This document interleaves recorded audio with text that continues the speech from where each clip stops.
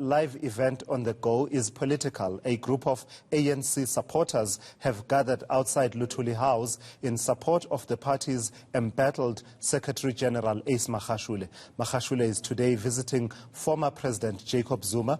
You'll remember he said during the 30 days before he is meant to step aside, he'll consult former ANC leaders. Let me take you to eNCA's Siphamandla Goge, who is outside Luthuli House with an update. Siphamandla, there was talk of a national shutdown in support of Ace Magashule that was dismissed from some quarters within the ANC.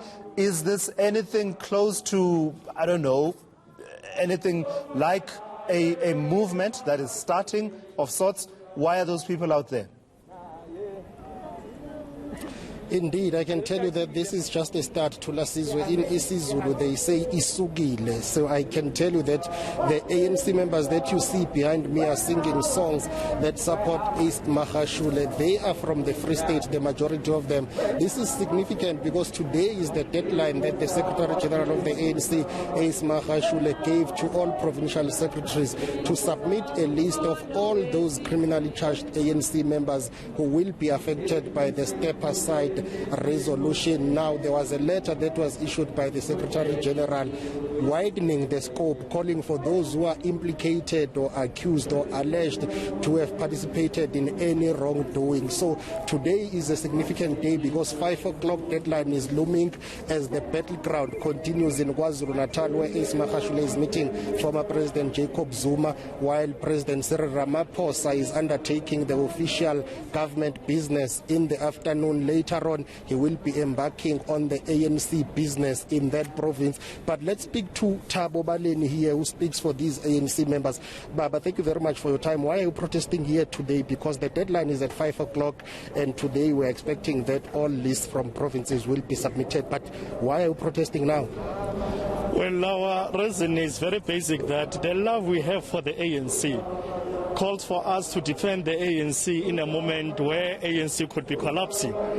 We do have all these placards, as you can see the narrative.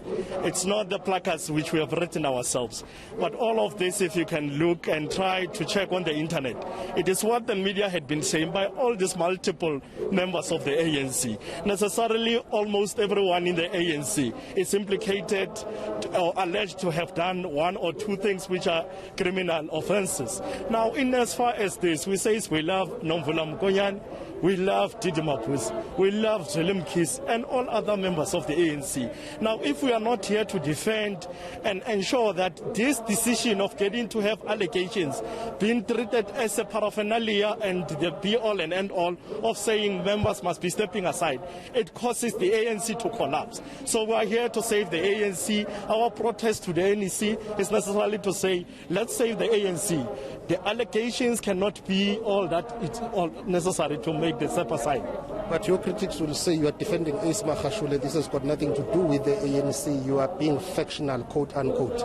Well, we are the members from the branches, and ours is to defend the principle of the ANC. Well, it is part of media allegations. It is part of what the white cronies are doing in trying to get to have the divisions in ourselves. Our call in coming here, we are calling for the unity of the ANC. We are saying to the NEC, comes tomorrow, comes with a very sober mind. Save the ANC more than anything else. Allegations will forever be there. Opposition will try this and that, and the media will forever be part of. What do you want actually? Are you saying those accused of corruption, those who have been criminally charged, must not step aside?